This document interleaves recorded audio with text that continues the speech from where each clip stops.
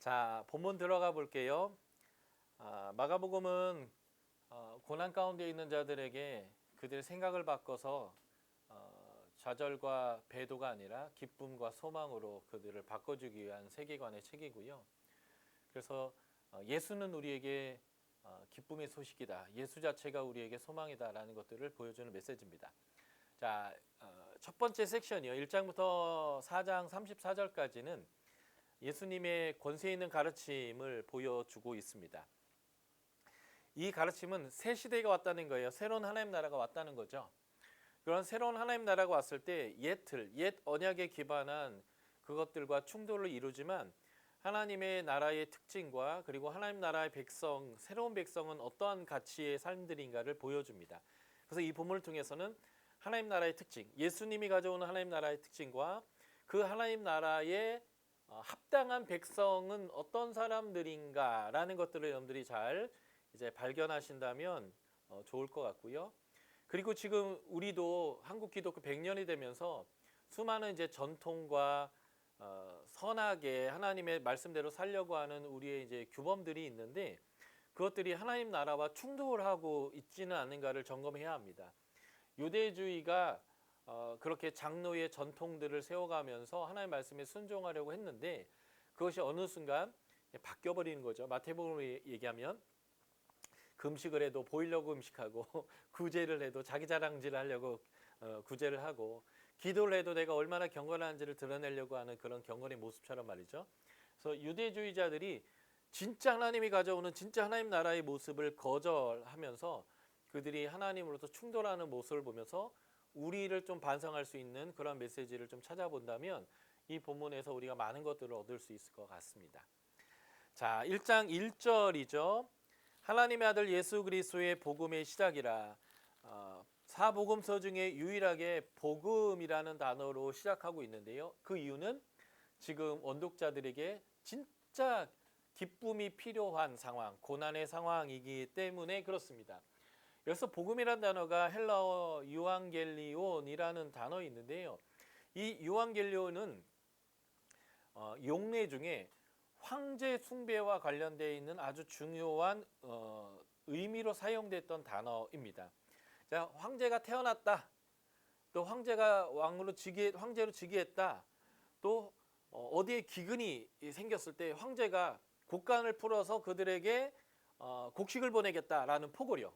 어디에 전쟁이 났어요. 그때 황제가 군대를 일으켜서 내가 그들을 구원해주고 그 전쟁을 끝내러 내가 군대를 파견했다. 이런 황제의 포고령 자체가 다 유앙겔리온이라고 표현됐어요. 그러니까 황제 자체부터 황제가 선포하는 모든 포고령까지가 다 유앙겔리온이죠. 그런데 최근에 네로 황제로부터 온 유앙겔리온 포고령이 있는데 그게 뭐냐면 기독교인은 다 잡아 죽이라는 거예요. 왜냐하면 그들은 로마의 번영, 로마의 평화를 깨는 로마에 불질러서 로마를 다 불태워버렸던 그러한 이제 주적이 되었다라는 포고령인 거죠. 그 포고령이 왔을 때 기독교인들은 좌절하게 되고 예수를 버리고 배도하게 되는 생각들이 일어날 때 또 하나의 유앙겔리온, 하늘로부터 온 유앙겔리온이죠. 그게 마가복음이고요. 네로가 너희에게 죽음의 유앙겔리온을 보냈다면 내가 진짜 기쁨의 소망의 유앙겔리온을 너희에게 주겠다. 이게 이제 베드로의 통역관이었던 마가가 지금 고난 가운데 있는 원독자에게 준 유앙겔리온 예수 그리스도의 복음입니다. 자, 그 복음의 시작은 이렇게 되죠. 2절에 내 사자를 내 앞에 보내노니 라고 했는데 본문에 이사야의 글에 이렇게 표현했지만 사실 이사야의 글의 내용은 3절에 나오는 거죠. 광야에 외친 자의 소위고 2절은 이사야의 글은 아닙니다. 근데 이제 말라기서와 이사야를 이제 쭉 인용해 오면서 다 같은 메시지인데 그냥 대표적인 이사야를 언급했을 뿐이죠. 자, 2절에는 내 사자를 보낸다라고 했는데 이 사자가 바로 말라기서 3장 1절에 나오는 표현이에요. 메시아에 대한 약속이고 그리고 말라기 4장 5절 6절에 보면 엘리야를 보낼 것인데 이 엘리야가 하는 일이 뭐냐면 아비의 마음을 자식에게로, 자식의 마음을 아비에게로 회개케 하는 사역을 하는 분이라는 거죠. 그러니까 예수님이 오셨을 때 하는 사역이 뭐냐면 바로 하나님 나라를 회복시키는 엘리야적 사역과 모세야처럼 하나님 나라를 세우는 그 사역인데요. 그래서 지금 이 말라기서의 내용과 또 3절에 나오는 이사야서 40장 3절의 이사야의 예언을 통해서 예수님이 바로 이 구약에서 말했던 메시아다라는 것들을 설명하기 위해서 이 세 개의 인용을 시작한 것이 이제 마가입니다. 이때 이제 세례 요한이 와서 얘기하는 게 뭐냐면 주의 길을 예비하게 되는데 그가 광야에서 외치는 거예요. 그가 외치는 거 뭐냐면 광야에서 죄 사함을 받게 하는 세례입니다. 죄 사함의 세례를 요단강에서 줬는데 그 사람은 약대 털옷을 입었고요. 허리에 가죽띠를 했고 석청과 메뚜기를 먹었는데 이 약대 털과 허리에 가죽띠를 했다라고 하는 이 의미가 보여주는 게 뭐냐면 선지자다라는 겁니다. 열왕기하에 보면 엘리야를 이제 어떤 신하가 만났는데 그 신하가 만난 이 엘리야를 설명할 때 그가 이 가죽 옷을 입었습니다라고 이제 얘기하니까 엘리야구나 이렇게 표현했거든요. 그래서 지금 이러한 이제 약대털을 입고 허리에 허리띠를 했다라고 하는 이 표현 자체가 선지자의 복장을 의미하고요. 메뚜기와 석청을 먹었다라고 하는 것이 선지자적인 삶을 표현하는 겁니다. 청렴한 삶이죠. 예. 엘리야 같은 사람이 기근 때 광야로 가서 까마귀가 주는 음식을 먹고 그랬잖아요. 그래서 이러한 복장과 그의 음식은 세례 요한이 선지자다라고 하는 것을 보여주는 거죠. 그래서 성경적으로 그리고 그의 복장과 그의 삶 자체가 선지자다라고 하는 건데 이 선지자가 하는 메시지가 바로 이 파란색 부분이에요. 자기보다 능력 많은 이가 내 뒤에 오실 것인데 그분이 성령으로 세례를 주실 것이다 라고 하는 거고요. 그래서 예수님이 성령 세례를 받으시고 또 성령 세례를 주시는 분으로 언급되는 게 이제 그 다음 사건으로 연결되는 것입니다. 그래서 예수님의 세례 사건이 9절부터 11절에 나오는 거죠. 예. 이 9절부터 11절에 나오는 이 내용들은 구약의 내용들을 굉장히 많이 내포되고 있는데 그래서 구약의 내용을 근거로 이 본문을 살펴봐야 합니다. 자, 예수님이 누구냐 하면 성령 세례를 받으신 분인데요. 구약의 예언서를 보면 특별히 이사야서를 보면 메시아의 중요한 특징은 성령 세례를 받는 것입니다. 한번 보실까요? 이사야서 11장, 이사야서 61장, 이사야서 42장, 1절 다 마찬가지인데 메시아에게는 하나님의 영이 임하십니다. 하나님의 영이 임하세요. 이게 이제 메시아적인 중요한 특징이에요. 그러니까 예수님이 세례를 받으셨던 이유가 무엇인가? 분명히 이 세례를 보시면 죄 사함의 세례예요. 세례 요한의 세례는 죄 사함의 세례인데 예수님이 죄가 없으신 분이 죄 사함의 세례를 받으실 이유가 없겠죠. 그러면 예수님이 왜 세례를 받으셔야 했는가? 바로 예수님이 세례를 받으셨을 때 일어난 현상이 있습니다. 그게 뭐냐면 하늘이 열리고 비둘기 모양의 성령께서 예수님이 임하셨다는 거예요. 다시 말해서 예수님이 사역을 출발하셨을 때 성령을 받으셨을 뿐만 아니라 그 사건을 통해서 구약에서 보내시기로 했던 그분이 바로 이 예수 그리스도라는 것이 이 세례를 통해서 증명되는 거죠. 그러니까 예수님이 세례를 받으셔야 했던 이유는 하나님의 뜻인데 바로 예수님이 바로 하나님의 메시아라는 것을 세상에 드러내기 위한 것이었습니다. 그리고 이 성령 세례가 임할 때 하늘에서 들리는 소리가 있었어요. 내 사랑하는 아들이다. 내가 너를 기뻐한다라고 하는 11절의 내용이죠. 예, 이 내용도 굉장히 중요한 내용인데 이사야서 42장 1절이 메시아에 대한 예언인데 그 메시아를 뭐라고 표현합니까? 내가 붙드는 나의 종, 내 마음이 기뻐하는 나의 택한 사람을 봐라. 내가 나의 신, 성령이죠. 신을 그에게 주었으니 그가 무엇을 한다고요? 공의로운 통치를 할 것이다.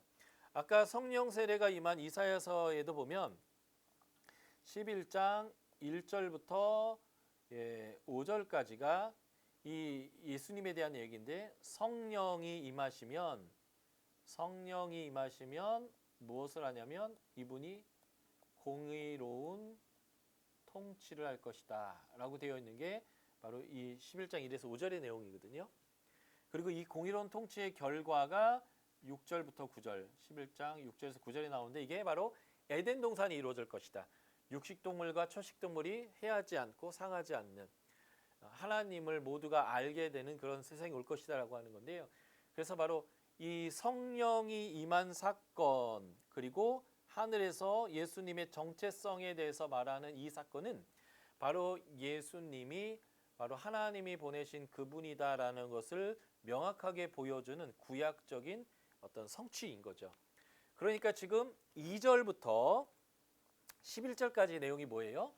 구약의 인용 3개와 구약에서 말하고 있는 내용이 암시되어져 있는 성취적 사건의 연속이라는 거고, 다시 말해서 이미 구약을 알고 있는 사람들의 눈에는 이 예수님에 대한 이 10절, 2절부터 11절까지의 사건은 예수님이 바로 구약에서 말한 메시아가 확실하다라고 하는 이야기들을 계속적으로 언급하고 있는 내용이다 라고 여러분들이 이해하시면 될 것 같습니다.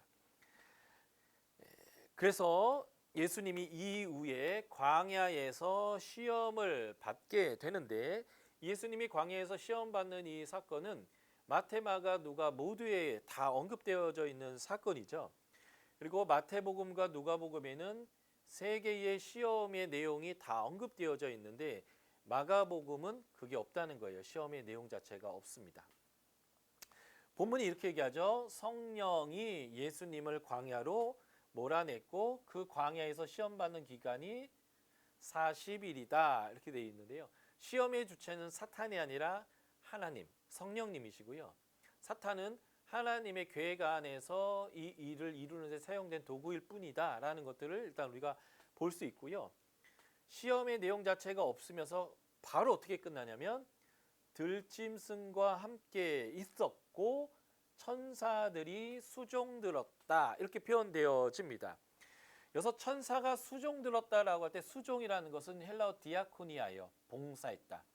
예수님을 천사가 봉사로 섬겼다라고 얘기하는 거고요. 그래서 이 들짐승이 함께 있었고 천사가 수종들었다라고 하는 이 말의 가장 중요한 의미는 무엇이냐면 하나님 나라가 임했다예요. 아까 이사야서 11장 1에서 5절이 성령이 임하시고 공의로운 통치가 이루어진다고 했고 6절부터 9절이 그 하나님 나라가 이제 메시아의 공의로운 통치를 통해서 이루어지는 모습을 설명할 때 육식동물과 초식동물이 함께 거하고 어린아이가 독사굴에 손을 넣어도 물리지 않고 해함도 상함도 없고 여호와의 영 모든 사람들이 알게 되는 건데 바로 이 양태가 에덴 동산이거든요. 그래서 이사야에서 하나님 나라는 어떻게 표현되냐면 광야가 하나님의 나라가 된다는 겁니다. 에덴 동산의 가장 중요한 특징은 하나님의 임재로부터 4개의 강이 흘러나가서 풍요롭다라고 하는 거거든요. 그러니까 광야는 에덴 동산과 가장 반대적인 위치예요. 그런데 그 광야조차도 메시아 하나님이 임하시면 거기에 샘이 솟고 꽃이 피고 동물들이 모이기 시작하고 해암도 상암도 없는 광야의 축제가 벌어지는 것이 이사야가 말하고 있는 하나님의 나라의 이미지인데, 지금 들짐승이 함께 거한다라는 것은 바로 이 에덴 동산처럼 그 예수님이 시험 들었던 그 시험을 받았던 그 광야에 에덴 동산이 펼쳐졌고 거기에서 이제 천사가 예수 그리스도를 봉사, 디아코니하고 있는 일이 벌어졌다라고 이렇게 표현하는 거죠. 마가복음은 고난받는 자들을 위한 복음이기 때문에 구구리절절 길게 가르침을 하지 않는다고 했어요. 행동하는 복음이고 달려가는 복음이어서 세 개의 시험 내용은 싹 뺐지만 예수님이 시험 받으셨고 승리하셔서 이곳에 하나님 나라가 임했다. 사단은 쫓겨나고 그곳에 하나님 나라가 임했다. 아주 심플하게. 그러니까 예수가 가는 곳에는 하나님 나라가 임하는 거예요. 귀신이 쫓겨나고 하나님 나라가 임했다. 이런 식으로 표현하고 있습니다. 그러니까 이 본문을 여러분들이 이해하시려면 정확하게 이사야적인 배경으로 여러분들이 이 본문을 이해하셔야 되는 거죠. 그래서 예수님이 세례 받으시고 시험 받으시고 하는 이 모든 것은 마치 모세와 엘리야처럼 표현하는 거다. 아까 제가 수평 차트 전체의 구조를 보여드리면서 8장 27절 앞뒤로 해가지고 전반부와 후반부로 딱 나뉘는데 전반부가 모세와 엘리야의 이미지로 시작한다라고 제가 말씀드렸잖아요. 그 내용을 설명드린 겁니다. 모세와 엘리야처럼 예수님을 표현하고 있다는 거죠. 하나님의 음성을 들어요. 그렇죠? 그리고 승리했던 좋은 환경, 성령 세례를 받았던 때로부터 광야로 밀려나가는 거예요. 그래서 모세는 애굽의 왕자였다 광야로 한번 가고 10가지 재앙으로 승리한 다음에 광야로 가고 엘리야는 850대 1로 갈멜산에서 승리하고 광야로 가는 것처럼 예수님이 성령 세례를 받으시고 광야로 갔는데 그리고 또 하나가 광야나 산에서 부름을 받았다는 거예요. 모세는 호렙산에서 엘리야도 광야로 갔을 때 하나님이 40일 광야를 통과하시게 한 다음에 호렙산에서 부르셨던 것처럼 예수님이 전반부의 광야, 후반부의 변화산에서 예수님 모세 엘리야를 만났던 내용이 이거와 변경되고요. 40주 40야를 모두가 광야를 통과해 있었잖아요. 모세가 이 시내산에서 40일금씩 2번, 엘리야가 광야로 갔다가 하나님이 먹여주신 걸 먹고 나서 광야를 40일 통과해서 호렙산까지 가는 거. 또 예수님이 지금 세례 받으신 후에 광야에 가서 40일 동안 시험 받으신 내용이요. 그리고 변형된 거. 엘리야는 변형된 게 없지만 모세는 두 번째 40일 금식했을 때 광채가 났던 것처럼 예수님이 광채가 나고 휘어져서 어떤 세탁업자가 빨아도 이렇게 휘어질 수 없을 정도로 변화됐던 것이 9장의 변화산 사건이죠. 그리고 사명을 받습니다. 모세는 하나님 나라를 세우기 위해서 율법과 하나님의 임재 장소인 성막의 시경을 받았고요. 엘리야는 우상을 숭배하고 바알을 하나님으로 대치했던 아합 시대를 종식시키기 위해서 아합을 대신하여 예후라는 장군을 이스라엘 왕으로 세웠고요. 그리고 엘리야를 대신하여서 엘리사의 선지자를 세우게 했고요.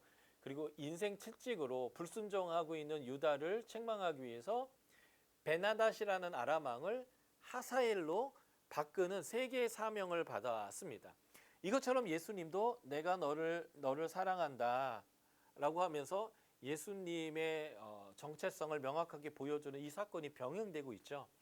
그러니까 지금 예수님의 세례와 성령 세례와 그리고 시험을 받은 사건은 바로 이 모세와 엘리야의 이미지를 가지고 예수님은 이 땅에 하나님 나라를 회복하고, 다시 말해서 이미 기존에 있는 하나님 나라죠.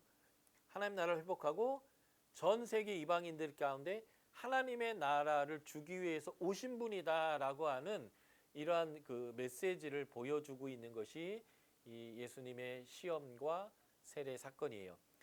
본문은 아주 간단하게 다루고 있죠. 9절부터 11절까지 딱 3절을 다루고 있습니다. 예, 누가복음 이걸 굉장히 길게 다루고 있는데 짧게 다룬 이유는 고난 받는 자들을 위한 행동하는 복음이기 때문에 그렇고요. 그러니까 예수님이 오시면 바로 이렇게 하나님 나라가 너에게 임하는 것이다라고 설명하는 겁니다. 자, 그래서 방금 설명한 것들에 대한 구약적 인용구들이에요. 나중에 잘 살펴보십시오.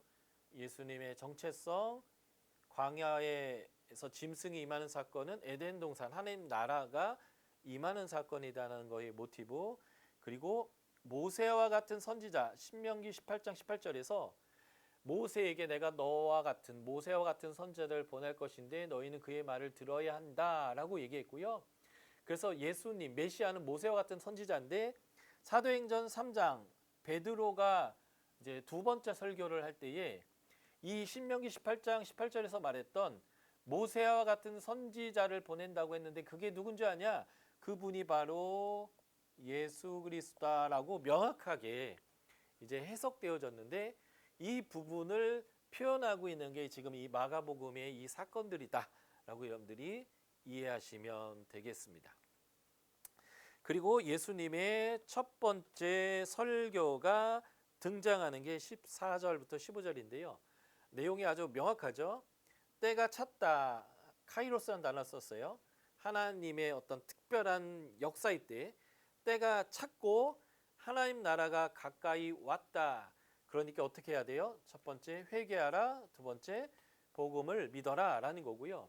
이미 원독자들은 회개하여 복음을 믿은 사람인데 어떤 문제가 생겼을까요? 이들에게 박해가 생겼고 죽음의 두려움이 생기니까 이들이 배도를 이미 한 사람도 있고 배도를 하고 싶어하는 사람들이 있죠. 이들에게 다시 이 메시지는 다시 한번 큰 울림이 되는 거예요. 회개해라. 복음을 믿어라. 이 복음이 뭐예요? 지금 마가복음입니다. 너희가 지금 두려움과 시민권, 목숨, 가족, 재산에 대한 상실에 잃어버릴 것 같은 두려움으로 인해서 배도했거나 배도하고 싶다면 그 뜻을 돌이키고 우리에게 기쁨의 소식 유한겔리오인은 예수 그리스도를 다시 한번 구주로 받아들여라 라고 하는 이 울림의 메시지로 원독자들에게 이 내용이 들렸을 것이다 라는 것을 볼 수 있는 거죠. 왜냐하면 하나님 나라가 여기 있는데 가까이 와 있는데 그 하나님 나라로부터 떠나가는 게 배도거든요. 하나님 나라가 너희까지 온다는 거죠. 이게 아주 중요한 이제 메시지가 되겠고요. 그래서 예수님은 이제 사단과의 광야에서의 시험을 통해서 사단과 충돌해서 이기셨는데 이제 하나님 나라가 이제 쭉 이 세상 가운데 밀고 들어오는 거예요. 예수님을 가져오는 하나님 나라가 쭉 들어왔을 때 제일 먼저 누구와 충돌하냐면 마귀와 충돌합니다. 이 시험을 통해서 예수님이 이 마귀를 이기시죠. 그래서 마귀와 충돌하면 예수님이 그냥 100% 이겨요. 그리고 가장 재밌는 것은 예수님이 오셨을 때 예수님의 존재를 가장 정확하게 그리고 가장 잘 알아보는 존재는 사탄입니다.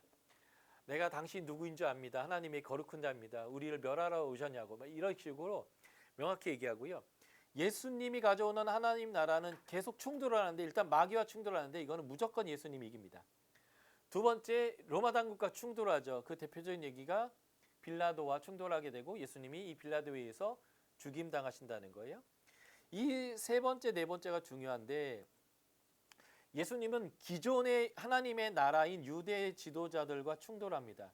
이제 우리가 곧 2장 1절부터 3장 6절에서 7장에서 그리고 10장부터 12장 13장까지가 11장부터 이제 이런 일들이 계속 벌어지게 되는 건데 이 충돌을 통해서 뭘 보여줍니까?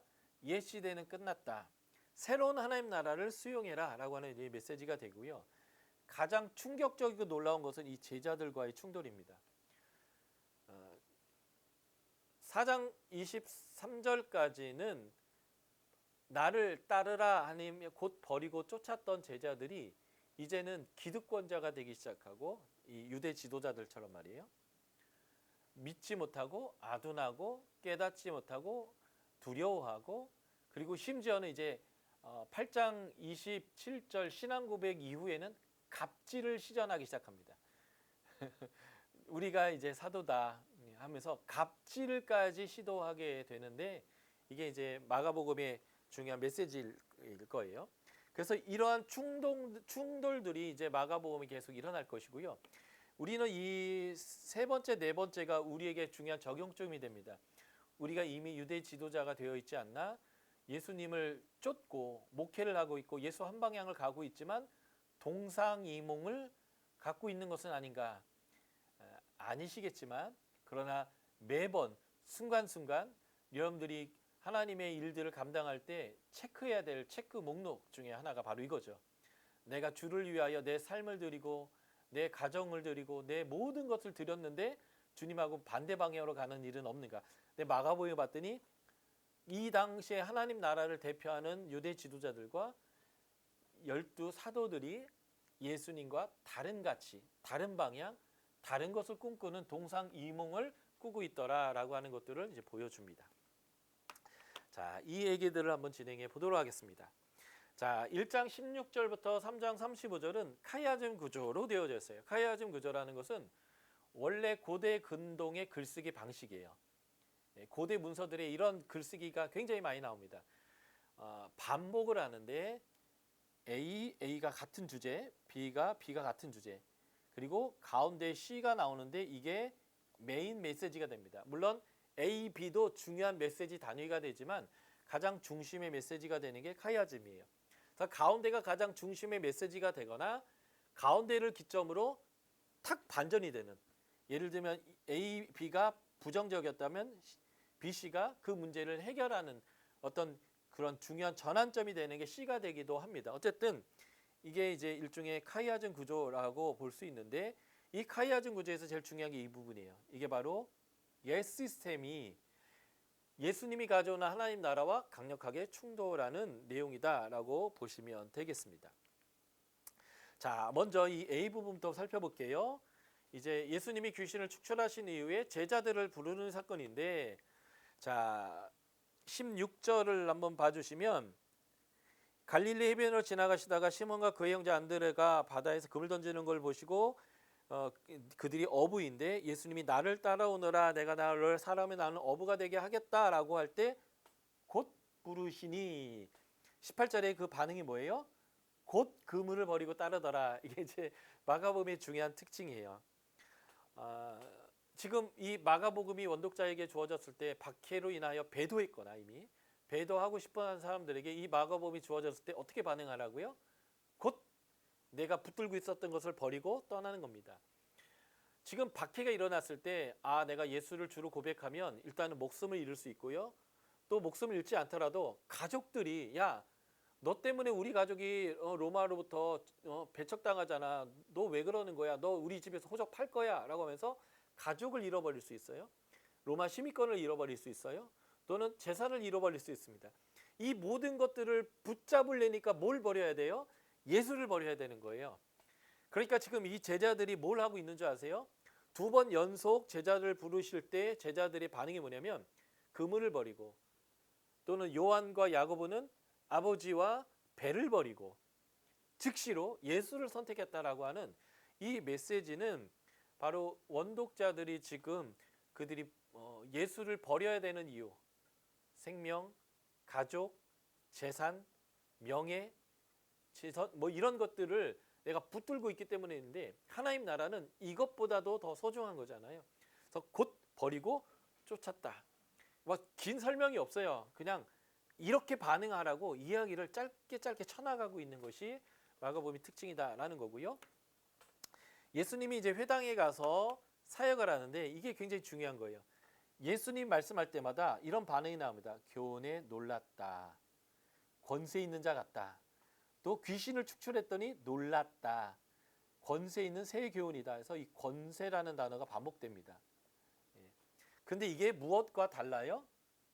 기존의 하나님 나라의 주도권을 갖고 있었던 서기관들, 율법 교사들과는 다르다라는 거예요. 그러니까 하나님 나라의 중요한 특징은 바로 이전 거와의 차별인데 정말 권세 있는 하나님의 나라가 주어진다라고 하는 거죠.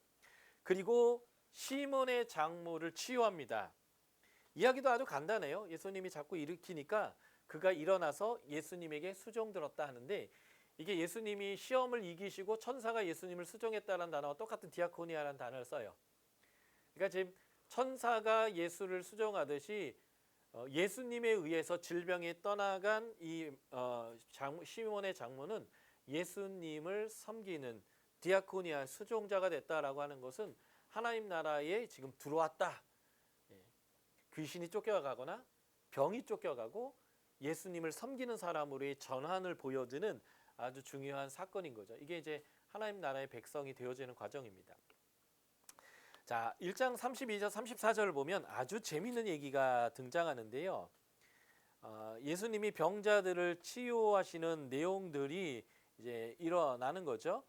근데 32절에 보면 언제 이 병자 치유가 일어나냐면 32절에 저물어 해질 때에 이 시몬과 안드레 집에서 모든 병자와 귀신 들린 자들이 치유를 받았다라는 거예요. 그런데 왜 저녁이 되어서라는 것들을 굳이 본문이 언급하고 있는가라고 하는 것입니다.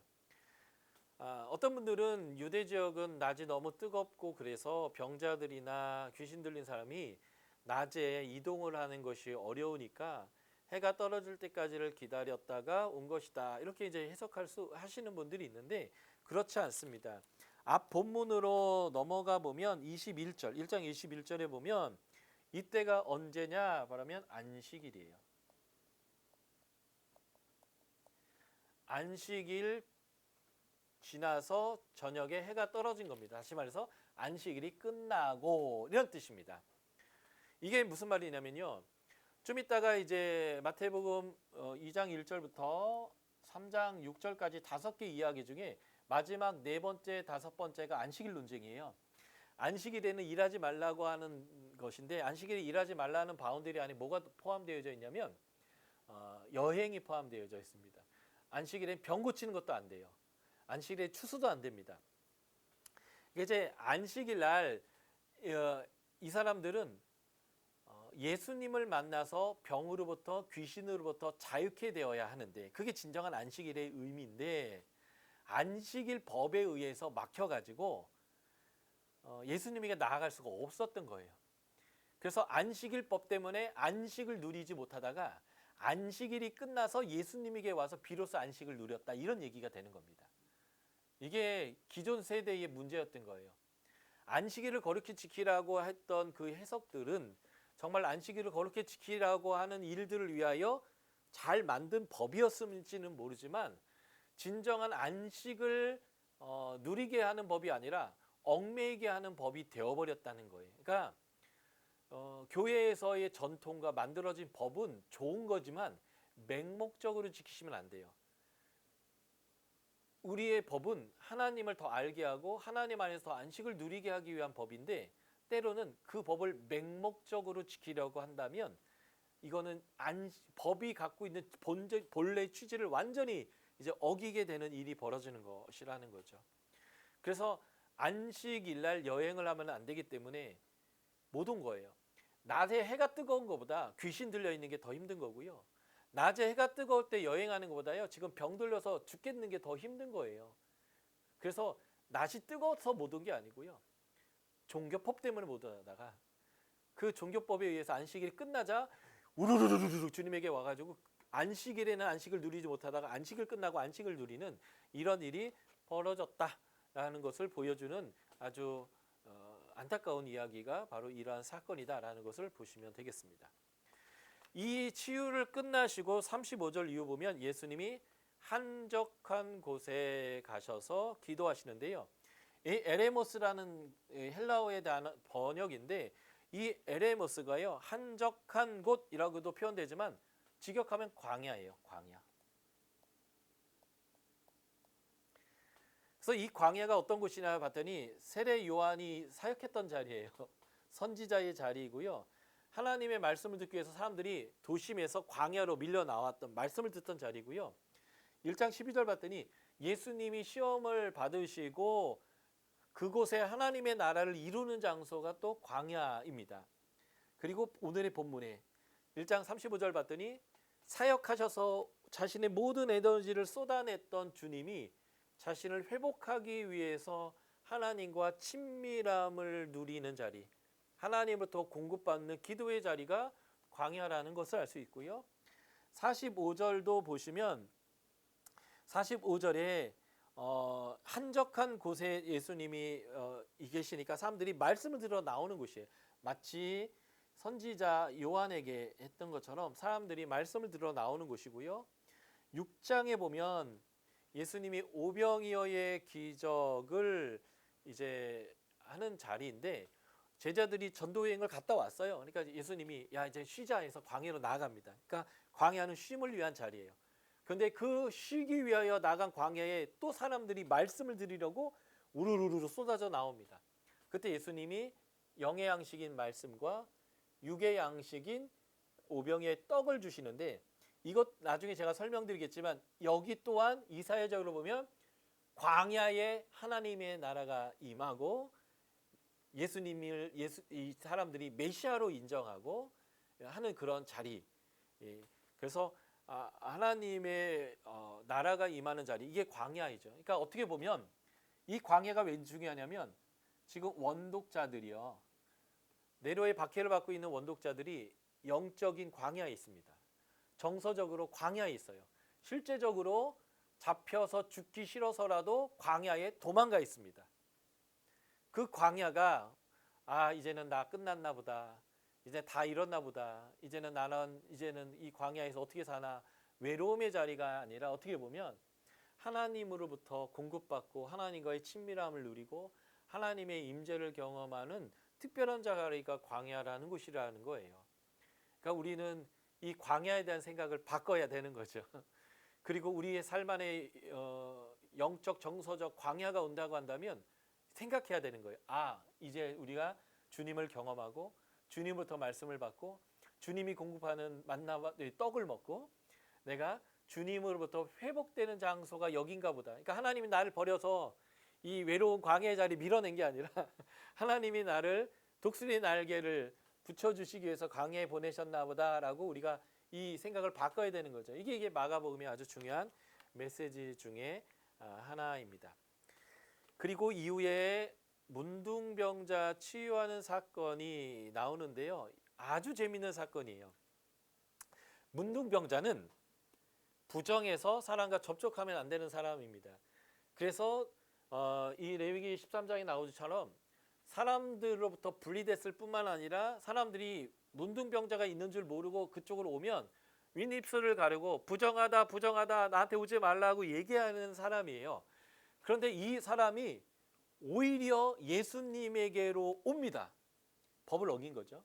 그리고 뭐라고 하냐면 나에게 손을 대어서 나를 낫게 해달라고 얘기하는 거예요. 이것은 완전히 예수님에게 폭력을 행하는 사건인 거예요. 이 당시에 정결과 부정은 목숨처럼 지켰던 건데 왜냐하면 정결해야 하나님의 임재 가운데로 나아갈 수 있었기 때문에 그래서 나갔다 들어오면 손을 씻고 몸을 씻고 음식을 먹으려면 그릇을 씻으려고 했던 이런 유대인들의 열심은 이 정결 때문에 그런데 부정한 자가 나오는 것도 불법인데 나에게 손을 얹어서 나를 치유해달라고 하는 것은 얼마나 큰 폭력이겠냐라는 거예요. 그런데 본문에 보시면 예수님이 어떻게 보십니까? 그 사람을 불쌍히 여기시는 거예요. 그래서 그 사람을 치유해 주시는데 기존 사회에는 이 사람이 부정하다라고 해서 진 밖으로 몰아냈다면 예수님은 이 사람을 치유하시고 뭐라고 하냐면 가서 제사장에게 보여라 라고 하는 겁니다. 레위기 법에 의하면 치유된 사람은 제사장의 검수를 통해서 기존 사회에 복귀를 해야 되거든요. 그러니까 예수님은 뭐라고 제사장에게 보이라고 한 얘기는 뭐예요? 복귀해라는 거예요. 기존 사회로 복귀해라. 기존 사회에는 억압하고 몰아낸다면 예수님은 그 질병으로부터 자유케 할 뿐만 아니라 그를 기존 사회에 복귀시키는 하나님의 모습을 보여주는 거죠. 이게 기존 사회와 예수님이 가져오시는 하나님 나라의 가장 큰 차이다라고 볼 수 있는 거죠. 그래서 하나님 나라의 특징은 긍휼을 기반으로 해요. 그리고 하나님의 능력으로 우리 가운데 하나님 나라가 오도록 하는 거예요. 그리고 이 하나님 나라를 가지려면 과격할 정도로 폭력적으로 주님에게 나와야 합니다. 예를 들면 이런 거예요. 로마 당국은 기독교인들이 얘기하는 거죠. 너희는 우리 사회의 안녕과 번영을 깨트리는 로마의 불을 지르는 나쁜 놈들이야 라고 그들을 몰아내고 있단 말이에요. 세상에서 죽이고 있다는 거죠. 그래서 기독교인들의 가족이 야 제우스도 있고 헤르메스도 있고 수많은 신이 있는데 왜 꼭 예수냐? 예수를 버려라. 너희 때문에 우리 가족이 어렵다라고 얘기할 때 아니야. 그래도 나는 예수 그리스도를 구주로 영접하고 예수를 믿을 거야라고 말하는 것은 로마 사회와 가족들에게 폭력적으로 행하는 거예요. 느낌은 비슷하나 전혀 다른 거지만 우리 자식 중에 신천지가 있어요. 그래서 우리 목사님들이 복음을 전하고 예수를 믿으라고 아무리 얘기해도 나는 이만희 씨를 믿고 나는 신천지를 믿겠습니다 하는 건 가족을 향한 그 아이의 폭력이잖아요.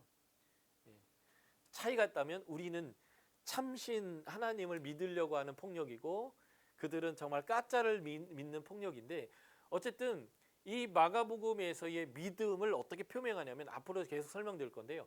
폭력적 믿음이에요.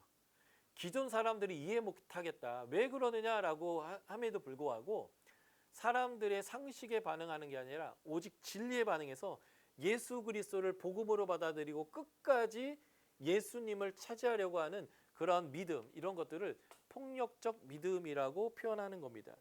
그래서 나중에 중풍병자를 치유할 때도 어떤 폭력적 믿음이냐면요. 남의 멀쩡한 지붕을 뚫어요.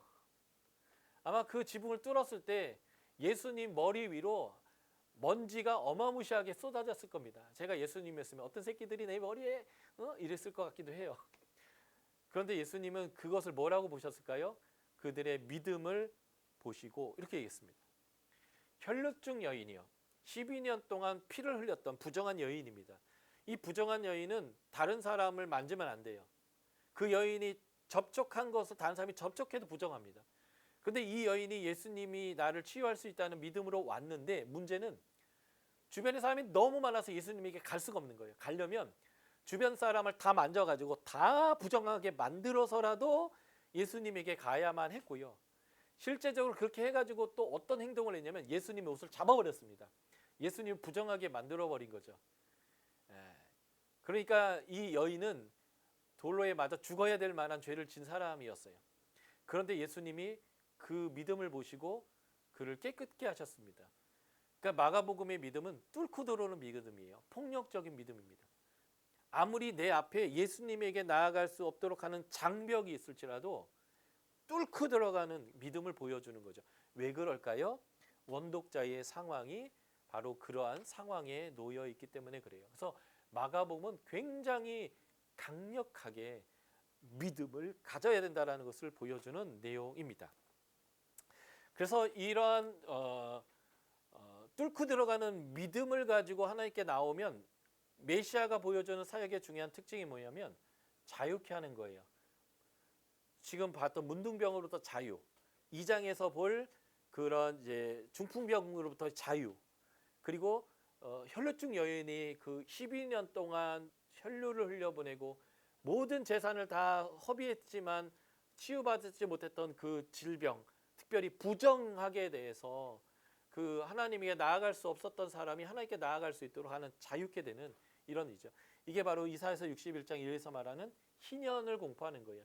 누가복음 4장에서 예수님의 첫 설교는 이거거든요. 희년의 공포. 마가복음에서는 때가 찼고 하나님 나라가 가까웠으니 회개하고 복을 믿어라 라는 게 이제 마가복음, 마태복음의 첫 설교라면 누가에서 첫 설교는 이 본문을 가지고 얘기하는데 표현법만 다르지 같은 얘기를 하고 있다라는 것을 우리가 이제 보는 것입니다. 자, 우리가 이제 여기까지 봤어요. 예수님이 하나님의 나라의 제자들을 부르셨고 이 제자들이 누구였는가? 우리가 이제 본문에 보시면 주님이 원하시는 자예요.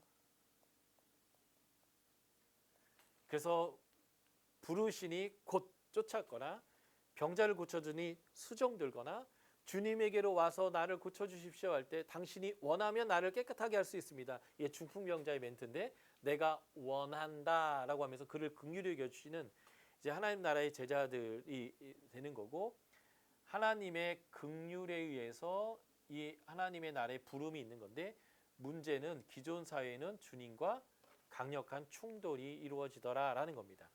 자, 2장 1에서 3장 6절까지 5개의 이야기인데요. 여기도 카이아즘으로 되어져 있습니다. 자, 병자를 고치는 맥락이죠. 그리고 여기는 잘못된 식사예요. 죄인들과 식사하고 안식일에 제자들이 이삭을 떼어가지고 비벼가지고 먹는데 이게 안식일에는 하지 말아야 될 추수를 했던 일 때문에 그렇고요. 그리고 카이아즘의 중심이 핵심 메시지라고 했죠. 새 술은 새 푸대에. 새 술이 뭘까요? 예수님이 가져오시는 하나님의 나라, 긍휼의 나라, 하나님의 권능으로 자유케 하는 나라.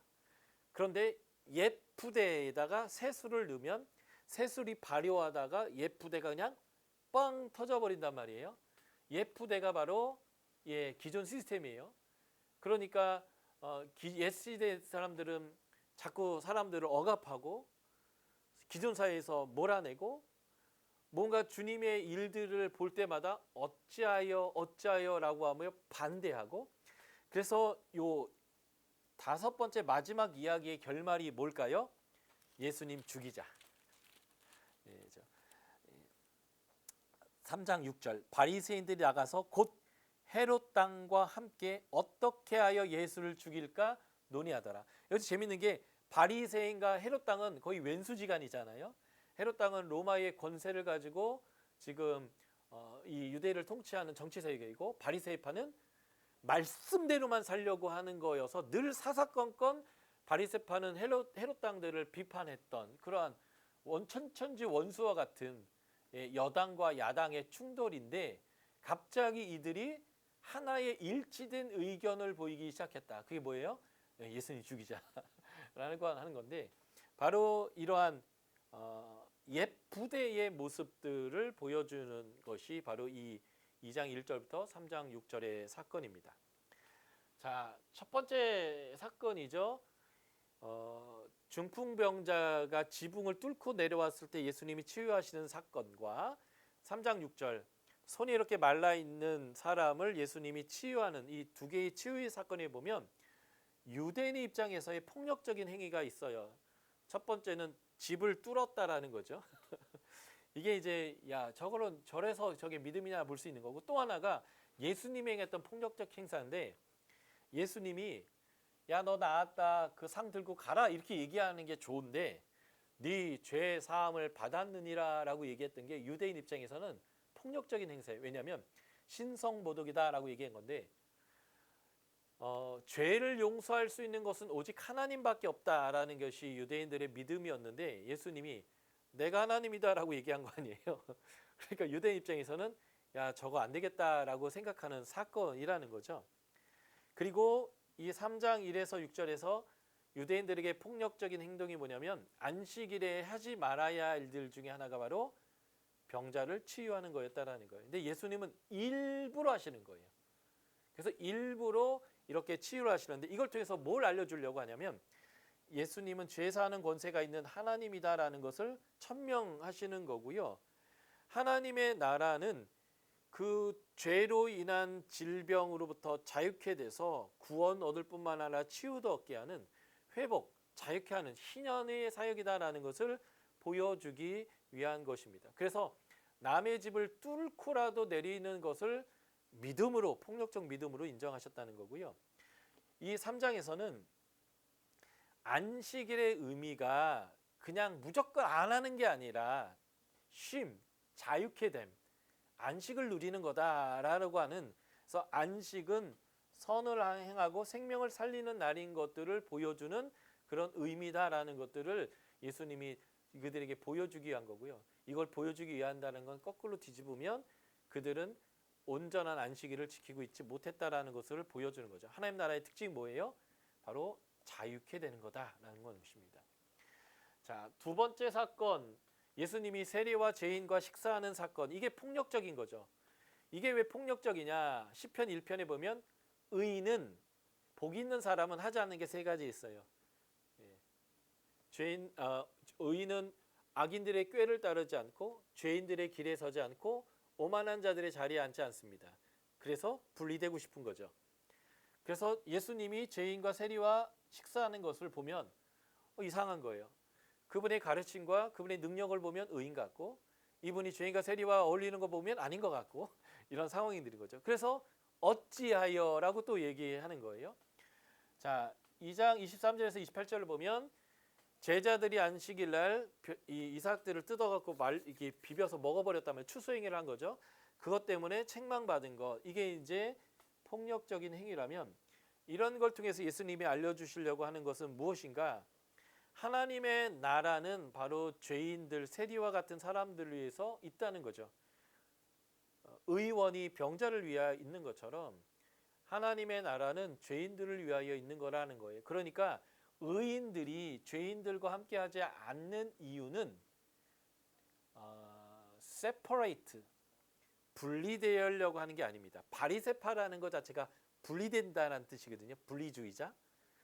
분리되는 게 아니라 distinction, 구별되는 거예요. 군계 일학 같은 거죠. 만 마리의 닭이 있는데 거기 학이 딱 있으면 딱 눈에 띄는 것처럼 하나님의 기준으로 다름을 보여주고 그 다름을 통해서 그들 가운데 진정한 다름의 삶, 안식의 삶, 하나님의 나라의 삶을 보여주라는 건데 그들은 분리하려고 했단 말이죠. 그래서 죄인들을 위한 것이 하나님의 나라다. 그래서 진정한 거룩은 악인들과 분리되는 것이 아니라 악인들과 다른 삶을 살고 그들에게 하나님의 거룩함을 흘려보내는 거다라는 것들을 보여주기 위해서 예수님이 가르치는 내용이 바로 이 내용이고요.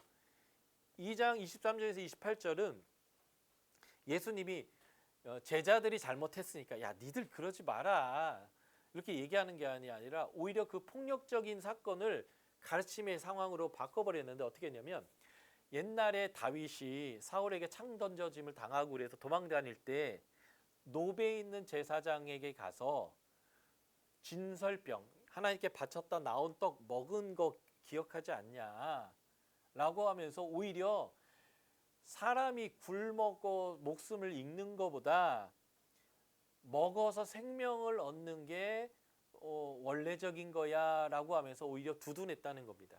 참 재밌는 것은요. 그 제사장이 다윗에게 떡을 줄 때 한 가지를 체크했습니다. 뭘 체크했을까요?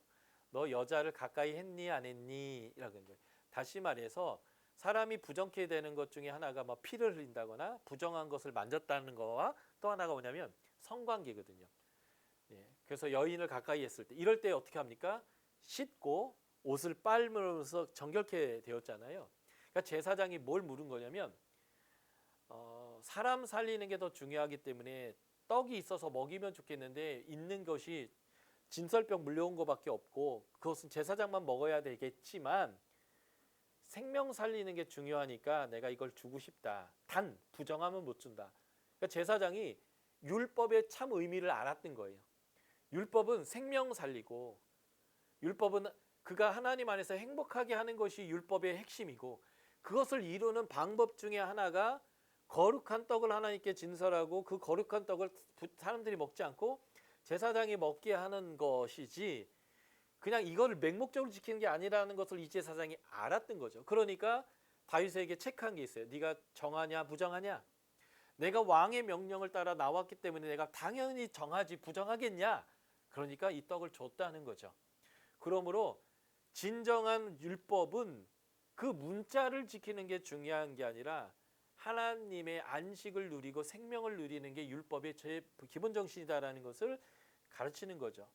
그래서 안식일을 위해서 사람이 있는 게 아니고 사람을 위해서 안식일이 있다. 그러니까 안식일 날 생으로 굶는 것보다 배고픔을 면하는 게 문제가 되지 않는다. 내가 안식일의 주인이고 주인의 법 해석이다라고 이제 얘기했던 것이 바로 이제 이 예수님의 가르침이다라는 겁니다. 식사 시간이 됐지만 마지막 가운데 있는 내용까지만 하고 식사해 볼게요. 카야즘의 정중앙에 있는 게 바로 금식 논쟁입니다. 요한의 제자들도 바리새인들도 다 금식하는데 왜 당신과 당신 제자들은 금식하지 않느냐라는 거예요. 이 금식은 언제부터 시작됐냐면 586년에 나라가 멸망하고 포로로 끌려간 다음부터 이들이 하나님께 너무 죄송하고 회개의 마음으로 금식을 정기적으로 했습니다. 그래서 스가랴서에도 그 금식의 내용이 나올 뿐만 아니라 이들이 1년에 4번 금식했어요. 예루살렘이 멸망한 4월, 성전이 회파된 5월, 그달려 총독이 암살당했던 7월, 그리고 예루살렘이 처음 포위됐던 10월, 이때를 기념해서 1년에 4번의 금식을 했었고, 특별히 예수님 시대까지 오면 누가복음 18장과 디다케에도 나오는 내용인데 일주일에 2번씩 정기적인 금식을 했습니다. 구약에는 정기적 금식은 대속죄일밖에 없었어요. 그런데 이러한 금식이 경건의 어떤 모양으로 들어오기 시작한 것은 이런 이제 586년 이후의 사건인 거죠. 그래서 이들이 금식을 자신의 경건으로 생각하는데 예수님과 예수님의 제자들이 금식하지 않는 거에 대해서 이제 말을 하기 시작한 거죠. 그래서 예수님이 새 술은 새 부대에 담아야 된다라고 이제 말한 거예요. 그리고 신랑이 있는 동안에는 금식할 필요가 없다. 신랑이 바로 예수님이죠. 금식의 목적은 하나님 나라를 잃었기 때문에 그래요. 하나님 나라를 잃었던 이유는 죄 때문에 그렇고요.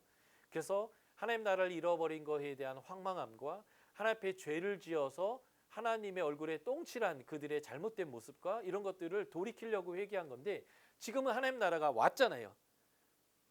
마가복음 1장 14, 15절 때가 찼고 하나님 나라가 가까이 왔잖아요. 그러니까 지금은 금식할 때가 아니에요. 그 잔치에 참여할 때이다 라고 예수님이 말한 거고요. 그래서 그 새로운 잔치에 참여하기 위해서는 새롭게 오는 하나님 나라를 수용해야 된다. 그런데 너희가 옛 부대, 옛 시스템 안에다가 새 술을 담으려고 하면 터져버릴 것이다. 판판한 그런 그 새 배를 옛 배 옷에다가 기워 입혀 놓으면 그게 당겨서 찢어질 것이다. 그래서 새 술은 새 부대에 담아야 된다라고 얘기한 것들은 지금 너희들이 가졌던 옛 시대의 잘못된 율법의 해석과 잘못된 너희의 습관들을 버리고 이제는 예수님이 가져오시는 하나님 나라를 수용해야 된다라고 말씀하신 겁니다. 그래서 우리도 하나님을 향한 열심으로 하나님 앞에서 지켜오는 수많은 우리의 관습과 규례와 종교적 행위들 중에 옛 부대가 되었고 낡은 옷이 되어져 있던 부분이 있다면 예수님의 그 새로운 가르침 안으로 계속 갱신하는 일들을 우리가 계속 반복해야 하는 거죠. 예를 들면 고난 주간에 이제 금식 그만하시고요. 이사야서도 얘기하잖아요. 진정한 금식은 흉악한 자의 결박을 풀어주고 가난하고 어려운 사람들을 돌보는 거라고요. 이제는 고난 주간이 되면 금식을 중단하시고 이제 어려운 사람들, 고난당하는 사람들, 아파하는 사람들, 맨날 자살 충돌 느끼는 사람들, 우울한 사람들, 고통 가운데 있는 사람들, 배고는 사람들을 그 고난 주간 내내 우리가 좀 찾아가서 위로하고 격려하고 사랑하고 같이 울어주고 하는 일을 한다면 그게 저는 새 술을 새 부대에 담는 게 아닌가. 주님이 부활하신 지 2000년이 됐고 저는 매주일이 부활절이라고 생각하거든요. 왜냐하면 주님이 부활하신 날 우리는 예배드리기 시작했으니까 안식일을 버리고 매주 부활절을 52주나 지키는 우리가 굳이 그렇게 금식을 할 이유가 있는가? 물론 죄인들은 계속 회개하기 위해서 365일 금식해도 돼요. 그런데 그냥 절기의 목적으로 습관적으로 하는 금식 말고 그 정말 고난주간 때는 우리는 구제하고 사람들과 함께 울어주고 함께 기뻐하고 보듬어주는 그러한 진정한 금식을 한다면 그게 좋은 게 아닌가. 뭐 이런 식의 이제 제가 예를 든다면 이제 그런 건데 뭐 고난주간에 금식 하셔도 돼요. 이제 제가 하라고 하지 말라고 또 안 하시는 것도 이상하니까. 근데 저는 진정한 금식이 무엇인지를 좀 찾아가는 그런 노력들을 하시면 좋을 것 같고요. 그래서 이 5개 이야기의 결말이 아까도 읽은 것처럼 예수 죽이자라고 했다는 거죠. 그러니까 우리는 정말 주님 앞에 충성하면서 예수를 죽이는 일을 하고 있지 않은가 늘 돌아보는 사역자가 될 때에 이제 우리가 하나님의 나라에 온전히 참여하는 자들이 될 수 있다라는 것이죠. 자, 점심 드시고 저희가 다시 만나도록 하겠습니다.